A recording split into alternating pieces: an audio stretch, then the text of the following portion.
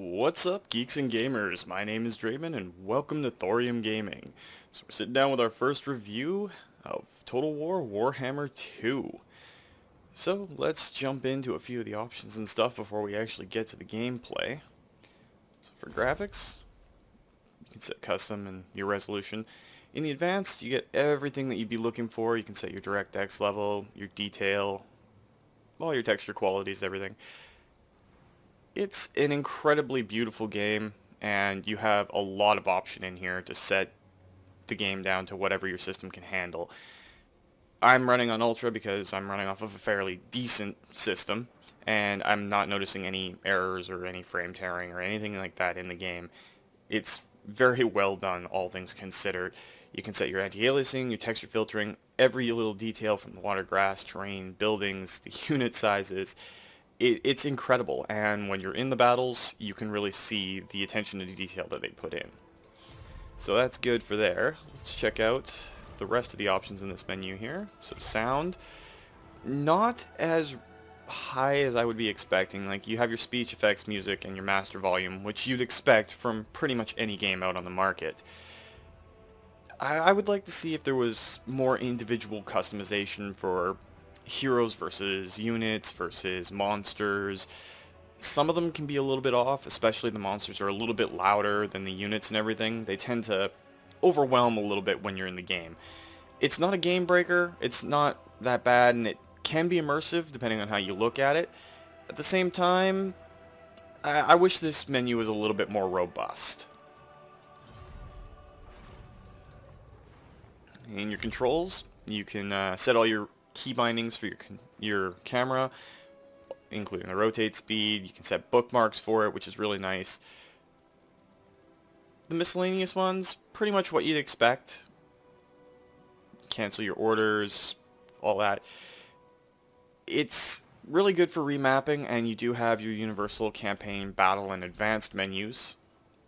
Just gives you an overall general view. It's pretty easy to control. I haven't found any issues with it yet. But I'm not the greatest Total War player in the world. But that's pretty much par for the course for pretty much any game I play. And I'm using pretty much a lot today. I don't know why. So your game settings.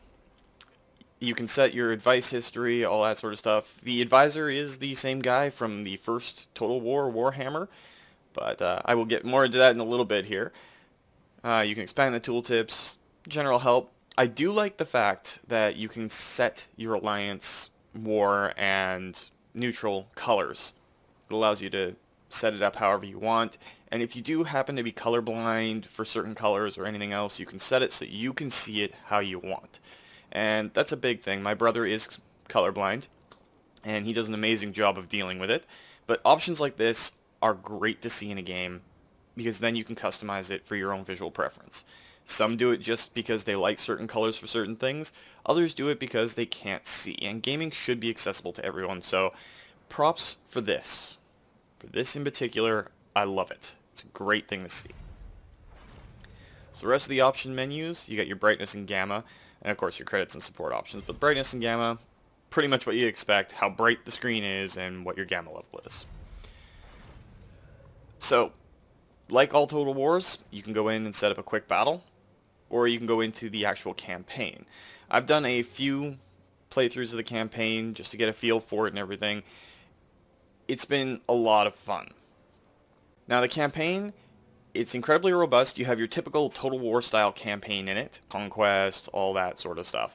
But there's also the storyline involving the Great Vortex, which you can see in the background right here. There are rituals and sacrifices that every race that's in this right now, which is the High Elves, the Azir, the Dark Elves, the Druki, the Lizardmen, lizards, and the Skaven, the Ratmen, they each have an objective towards the Great Vortex. You can fight for the Vortex itself. You have to complete your rituals by collecting a certain resource for every race. You have to stop your opponents from doing the same, and when they start a ritual to actually go in to complete their objectives, you can send armies that are an NPC faction to disrupt them by capturing the cities they need to hold. When you do one of the rituals, you must hold certain cities that you own for as long as the ritual is going on. It's it expands in how many turns it is. I think it's 5 to start, and then it's 9, and it increases from there, and the waves of enemies that spawn, because it releases chaos into the world, they get harder and harder as you go along. So you're going to need to defend your cities as you work towards the vortex. You can also deal with the enemy armies that keep coming, because they will send armies after you to stop you, and you can do the same to them. It makes it so that there is an incentive to expand to inside enemy empires, so that you're not just sitting there doing the Total War style, build up your invincible fortress walls and then expanding out from there. You will have to push earlier in the game than you would in another Total War series, because you have to stop them from getting this ritual done. Now for the campaign itself, it's just been released. There's no DLC for it yet, but the DLC practices of creative assembly in Warhammer 1 were a little bit shady. I did not like the way they did it. A lot of the content that should have been free and in the game to begin with wasn't, but they haven't done any DLC for this yet. So you start off with 8 legendary lords, I should say, for the 4 races that you are able to play as. You have Tyrion, the defender of the Azure. He's the advisor to the Phoenix King and their greatest warrior. You have his brother Teclis, who is their archmage, and he starts off in Lustria. He's a little bit more difficult to play as, but he's a great mage. You have Hexodal. Well, Hexodal is the city. You have Lord Mazdamundi, who is a Slan mage priest. In the tabletop game, these guys were incredible casters, coming with their guard units. I think it's the Temple Guard, and you do start off with a unit of Temple Guard. You have Kroxgar, who is one of the Lizardmen Saurus Old Bloods, Scar Veterans, or whichever they want to call them. I can't remember if a Scar Veteran's better or an Old Blood's better. I think an Old Blood is better. But he is an incredibly powerful melee fighter, and he gets a rideable raptor, essentially, that you can see in the video right there. As he levels up, that becomes one of the things that comes available for him, and it is a beast. You have the Witch King Malekith, the leader of the Dark Elves, who tried to step into the Phoenix Flame, and this is all Warhammer lore. He burned himself to a crisp because he was not worthy of the Phoenix Crown. He is the overlord of the Druki, the Dark Elves. He's an incredible melee fighter, but he has a lot of magical capacity too. Great place to start if you're just getting into the series and you want to play the bad guys. You have his mother, Morathi. She is a worshipper of Slaanesh and a cultist. Uses a lot of magic. Evil chick. But her units all go along the story of Caleb and Cain. It's a harder experience off the start, and the initial challenge is, of course, hard. But it's a fun experience nonetheless. And then you have the Skaven. Queek Headtaker, the head of Clan Moors, who got there by assassination and pretty much everything that the Skaven do. They're furry little rat men and they're evil. That's their entire shtick. They also answer to this big Council of 13 and the Great Horned Rat, their god. They're agents of chaos, evil, and if you're looking for a horde-style army, the Skaven are where you want to go. They're incredibly robust when they have a lot of units, but their individual units are weak. Terribly weak. They are divided into separate clans.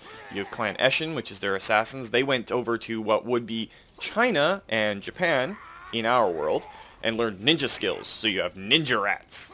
You've got Clan Molder, which makes these big monsters like rat ogres and giant rats. You have Skyr, which makes all of their warp inventions. They use warpstone that falls from one of the moons, and they turn it into incredibly weird weapons of war. And you have Clan Pestilence, but we'll get to Pestilence in just a sec. Now for their magical support, they have these horned rats, these Grey Seers. They answer to the Council of 13, and they're their magic users. But Clan Pestilence, you actually have Lord Skrolk. He's charged with the invasion of Lustria, the Lizardman area, and they are all about plague. Plague, disease, all that sort of stuff. So they rely on that a lot. Now with each one of the legendary lords, the first one in each category, so Tyrion, Mazdamundi, Malekith, and Queek Headtaker, they do have a campaign introduction. This campaign introduction teaches you all of the basics of the Total War franchise. How to control armies, how to move in a combat situation, shows you the battle map. It's well done, but you only need to really play through it once. Now, each one does play into their own story. With Tyrion, you defend Lothern, their capital, and you move through, and it shows you how to set things up. It's an introduction, a tutorial after a sort, without actually being a boring tutorial. I gotta give Creative Assembly props on it. It's an incredible way to do it. It's streamlined, it gives you enough information, but even for veterans of the series, when you go through and sit down, it isn't overwhelmingly boring.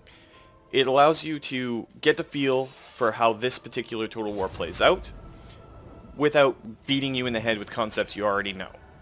And it also explains some of the minor things like flank charges and rear charges and how you can deal with certain in-game elements that aren't in other Total War series, especially the magic. Now, on the field, sorcerers for every race, even in Total War Warhammer 1, magic is a game changer. And in this, they show you how to use magic to your advantage and show you how to bring it in so that it's not going to crush you off the bat. It adds a little bit of a learning curve to it, and your lords and heroes can really tip the balance in a fight. So we're just going to go in and we're going to look at the campaign map and maybe do a battle to see it. I'm just going to leave it on easy for the sake of this because I don't want to get too beat up. Alright, so here we are in the actual campaign map. You can see the Great Vortex off in the back there. So this bar right here, up at the top in the center of your screen, is your progress towards your ritual. Now, you collect, for the Azure, which we are going into as right now, you collect waystones, and these lead up to increasing towards the rituals. First one is Ritual of Prophecy. You only need 350 waystones. You start off with 0, of course. Some of your buildings do generate waystones. If you go in and you look at your main building, your structure within each city. So if you look in the top left, you can see that each one of your capital buildings generates one way fragment per turn. The easier way to do it is to do your missions, and I've got them open up on the right hand side here. It's this button up at the top, Mission and Quests, and each one of these will either give you money, but a lot of them will gain you influence and way fragments. Now, influence is the special icon for the High Elves. The Druchii and the Skaven get loyalty, and I do not remember what the Lizardmen get offhand, but they get something that's similar. Now, influence is spent to do certain things. You can use it at the Intrigue at Court to raise your standing with other factions within the game. But more importantly, for the High Elves, when you go in and want to get another Lord, the first ones that you can get that cost no influence all have a negative trait when they start. So this guy, Larum, he's got negative 20% campaign line of sight because he's ill-prepared. But as you keep going through, you'll find, oh, this guy costs 60 influence, and he's got avarice, or avaricious. He gets more magic items, he gets more loot from sacking and looting settlements, and post-battle loot is increased by 50%. So your influence gives you better lords. And the same will be true with heroes when we can recruit them. Now, it plays out like your typical Total War game. You have your armies, each individual unit card, and of course, as you upgrade your settlements, you can get better units to go along with it. And each one of the units in this has the flavor and feel from the Warhammer board game. I was worried when I first saw the Total War series pick up Warhammer as a setting that you would lose the flavor and feel of the particular armies. Creative Assembly has done a very good job by keeping to the setting. Now, I'm a big fan of Warhammer and Warhammer 40k. I've been playing them for years on the tabletop. And the feel of the armies is still in here. You still get the dragons as the High Elves. You still get the dark dragons and all of the hydras and stuff for the Druchii. You still get the Triceratops and the giant dinosaurs as the Lizardmen, and the Skaven, of course, have all their wacky weaponry, like the Doom Wheel or the Warp Lightning Thrower. They kept enough of the feel within the actual armies themselves to make it feel like you're playing Warhammer. And this is especially true when you get into the battles. Now, if you look at Tyrion's army here, we do have 2 units of spearmen, which if you played a High Elf army on the tabletop, you always had at least 1 unit of spearmen. They're a great infantry block, and they're very stable. We also got a set of archers. Again, you usually had one of these when you're playing High Elves on the tabletop. We also have an Eagle Claw bolt thrower. I loved these things on the table, and they're still great in this game. And then we have a Flamespire Phoenix, the fire version. There is an ice version called a Frostheart, I believe. They're a monster, and they do very well. So just like Total War Warhammer 1, each one of your characters does have an additional set of stats and everything that you can do. You can pick up armor, weapons, talismans, enchanted items, and mounts for them as you go through the game. You can also get followers and banners. Now, followers are individuals that you will meet by either completing quests or leveling up or winning battles that will give your character a specific stat boost. It could be campaign line of sight, campaign movement, post-battle loot increase. It's a nice flavorful feel and adds a little bit of variation because you'll never get the same set of guys twice. The banners do something similar. They'll give you more campaign movement, or they'll make your units a little bit tougher, they'll decrease unit costs, that sort of thing. Now your skills trees, if you played the first Total War Warhammer, you're pretty used to this. If you haven't, every time your hero goes into battle, they can gain experience. They can also gain experience by doing other things, building structures, which they will gain traits for, but we'll get to traits in a second. This screen shows you, well, it can be overwhelming at first, but it shows you some of the things that they can do. Now, sword player, I should say, is all about Tyrion's physical tree. Inspiring Presence is his leadership, which increases certain types of units depending on what you're doing. For example, Combine the Elites is melee defense for spearmen, archers, and Lothern Seaguard units in the Lord's army, and +5 speed for Illyrian Reavers and Silverhelm units, which are cavalry. And each rank that you put this in gives them a little bit more stat boost, makes them stronger. Route Marcher and this tree is all about the out-of-battle aspects that are important. For example, Wary, enemy hero action chance against him is decreased, and he's less likely to get ambushed. The top trees up here are more to do with level, and they are very level dependent. The Dragon Armor of Venarian and Sunfang and Malhander are his specific items that he had in the board game. They're his legendary items. You have to get to a certain level, for example rank 6 for the armor, and then you will have to do a quest that culminates in a battle. And if you win the battle, you get this incredibly powerful piece of armor that's better than most of the stuff you're going to find out there.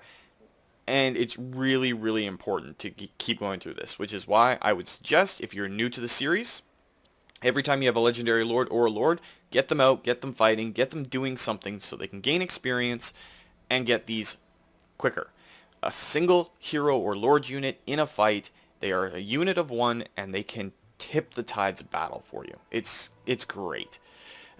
These things like Defender of Ulthuan, you have to unlock it, but it's a augment that you can use. It's constantly on. It just makes everyone around Tyrion better. And the dedications for the High Elves, each one of these is an Azure God. I like Vol myself because I'm all about my dragon princes and the area known as Calidor. I like dragons. What can I say? And this will give you specific bonuses based on which god you want to follow. Now, for those who have played the Wood Elves from the first game, you'll recognize Kyranos as one of the elven gods, and it's the one that one of their legendary lords is actually the avatar of. But he's in here too, and it's a connection to the other game. Now for traits, when you've done anything within the game, traits will appear depending on what you've done. If you build a lot of buildings, if you just sit the hero around, you can't get negative traits. You will get these things that will increase or decrease the stats. Tyrion is a great warrior, so upkeep in his army is reduced by 35% for spearmen, archers, and Silverhelm units. This is one of the better traits to have for a legendary lord. Upkeep reduces the amount of gold that you have to spend a turn, all that to keep your army going. So you will pick up traits as you do, and it is context specific to what you're doing. So if you're fighting a lot, you will get combat traits. If you're building a lot, you will get builder traits. If you're sitting around doing nothing, you'll get procrastinator, which is a bad trait. So what else is there on this screen? Well, we have our treasury. Buildings will produce gold, and you will have to upkeep your army. And of course, gold is used to build armies, to build buildings, and all that sort of stuff. We have our influence, which we already gone over. Now, interventions is the button I told you guys about way earlier on in this video, that you can send armies. It's 2,000, 5,000, or 10,000 gold to send an army after them. Of course, the more money you spend, the better the army that goes after your enemies are. So, if you look at the map, we have an incredibly beautiful detailed landscape here, and it is ripped straight from the pages of the Warhammer Army books and the Warhammer rulebook. It is beautiful, it is gorgeous, and if you've played the game at all, you will understand certain things about it, like the Shrine of Azurin here. There's a sword in there that if it's removed, the world ends, which they did in fantasy. I don't agree with that, but that's another topic for another day. Arch Warhammer is rolling his eyes right now at how badly I'm explaining this. Great guy, by the way. Check out his channel. He doesn't know me, doesn't know anything about me, but I really enjoy his Warhammer stuff because the guy is passionate about it, and you can really tell. So you're divided into certain areas. Lothern has the Glittering Tower and the Tower of Lyceum. The region of Calidor, my favorite place, has Calidor's Response, Val's Anvil, and there's a Tor Share, I believe it is, up here. And as you control an entire area, new items will be unlocked for your settlement. The commandments, when you own an entire area, will allow you to do specific things, such as increasing your campaign movement for armies, hero action chance, and ambush chance. You can also increase your public order, your tax rate, all that through there. So, how do the battles play out? I know this review's a little bit all over the place, but I'm trying. So, your battles, when you engage an enemy army, let's just do that now. You have your typical Total War interface here. It tells you how many turns this settlement can last before it surrenders, and how many turns it'll take for the supplies to run out. You can manually take control of the battle, let the computer auto-resolve it.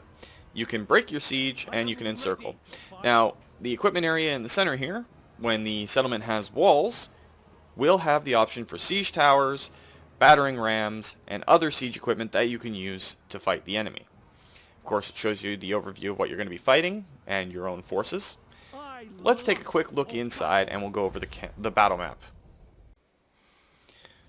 Alright, so at the start of the battle, we have, of course, our incredible backdrop here. You can see the city that we're trying to capture in the far back there. It doesn't have walls, so it's not a siege battle. You have a large field to look at. It's really thematic. Now, with your armies, you do have the option to group them. You can just hit G, or you can select the group button. So we did it one way once. We did G the first time, but you click this button here. This is the formation button, sorry. You can group them, and then you can set their formation so the melee's in front and the missiles are in front, whichever you prefer. And of course, when you mouse over or hold shift, which will show you other things, you can see the range of this particular unit. Now, this is an Eagle Claw bolt thrower, so it has a pretty good range, and you can see how far up the field it goes. We're already into the enemy deployment zone with it, so it's going to be able to shoot right off the bat. Then we're going to set up the bolt throwers there. We're going to set our Phoenix up, our Fireheart? Yes, Fireheart. I think it's Fire. Flamespire. There we go. We're going to set him off to the side to be an Outrider. We're going to set up our Spearmen here. If you just right-click and drag, you can set your formations so that they're large blocks like that. And we're going to set our Archers up behind. This isn't a Let's Play, of course, but it's just a review. And then Thorium. So, if you have a Magician, a circle will appear right here with the Winds of Magic before you get into your deployment.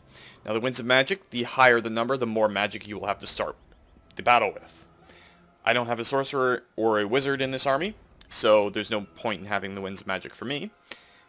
You have, in this bottom right corner, this is special skills of your particular character. You will also have particular skills on the left here that your characters can use. But your spells will appear on the bottom right with a total magic pool, how fast it's regenerating, and you need magic to actually cast magic. So as this bar fills up, you'll be able to cast more spells. So let's start this battle and see what's up. Now, top right, you do have all your speed controls. You can go in slow motion, you can play, forward, or fast forward, but pausing lets you issue orders and see what's up. So while we're paused, we're going to target these dark shards with a Eagle Claw bolt thrower, and since our archers are slightly out of range, we're just going to wait and let the artillery do its thing. Now, the controls are pretty easy. I mean, if you've played any Total War game, in the past, you will recognize the controls right off the bat. The only real difference comes down to the hero units, and veterans of Total War Warhammer 1 will understand this, but it's fairly convenient. And if you zoom in, you can actually zoom right down to the individual unit levels, and the amount of detail in here is incredible. I am very happy with the graphics. You can see the individual soldiers that are part of the artillery crew, and as this bar gets closer towards them, they end up firing. And then they will automatically reload and fire again. And now you should see the archers starting to get involved. It's pretty robust when it comes down to it. We're going to get involved in this fight, and we're just going to see how it plays out. It's not exactly the greatest way to do it. Now, underneath all of your ranged units, you do have this orange bar. Top one is their health. The orange bar is their ammunition. Shows you how long they can continue the fight for. The enemy general is slain, my lord. And we've already killed the enemy's general, which is good. But you can see the Phoenix itself has landed, is throwing flame around, and is being a big monster. And what I said with the sound, you can hear the monsters a little more clearly than you can the individuals, but that is okay, in my opinion. Let's just fast forward through this fight. And obviously our forces are superior here, so it doesn't really matter. And for the sake of this review, I don't really care. We'll just go through and be a little dorky. And just like that, a victory is won for us. Again, it's on easy, so I don't care. But you can even save the replays of your battles to share them with your friends if you did something really cool. Not that I ever do, but sometimes you have something that's cool that you can go into. And then after battle, down here, if it's an enemy army or a garrison that had people in it, you can select whether or not you want to kill the prisoners, enslave them, or whatever is dependent on your race. And as you saw, Tyrion just leveled up. Now we can occupy, loot and occupy, sack, or raise the settlement. And what you do will really depend on your particular situation. This is a high elf city that we want to use, so we'll occupy it. And we just completed a quest which gave us some influence and some wave fragments, which is progress towards our rituals. So let's quickly go over Tyrion's level up here. So what you have available to you will be highlighted. Tyrion's a combatant, so we'll use sword player. Doesn't really matter right now. Now your research trees, they are unlocked by buildings, and you can build these up from all of your settlements. It's pretty cool. The research trees do take a while to get into, and you'll require certain buildings like an archive for advanced military or military advancements 2, and you'll require a rally field for military advancements 1. This gives you access to a bunch of stuff that makes your troops better, of course, or makes your structures better. Now, one thing that they did add that I like a lot to this series, you'll notice that my end turn button now has an exclamation point on it.